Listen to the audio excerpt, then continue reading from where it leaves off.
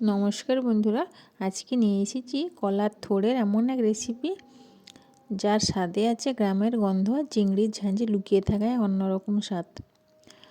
তো চলো শুরু করি। প্রথমে নিয়ে নিয়েছি টাটকা কলার থোড়, উপরে ছালটা ছাড়িয়ে নেব, তারপর গোল গোল করে কেটে ভেতরে চুলগুলো পরিষ্কার করে ফেলবো, কারণ এগুলো খেতে ভালো লাগে না। এবার থোড়টাকে ছোট ছোট করে কেটে নেব, সাথে দেবো একটা আলু আর একটু কুমড়ো একসাথে সেদ্ধ করে রেখে দেব। এবার কড়াইতে তেল গরম করে দিয়ে দেবো 5 ফোড়ন, শুকনো লঙ্কা, পেঁয়াজ, একটু নেড়ে চেড়ে দিয়ে দেবো আদা রসুন বাটা, তারপর দিয়ে দেবো কিছুটা চিংড়ি মাছ, ওরা একটুক্ষণ কষে নিয়ে দিয়ে দেব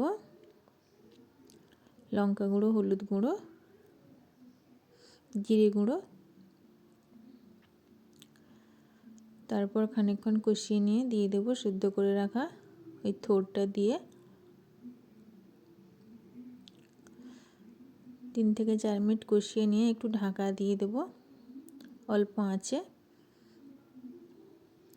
তারপর শেষে রান্না হয়ে গেলে একটু গরম মশলা ছড়িয়ে নামিয়ে গরম গরম ভাতে পরিবেশন করব।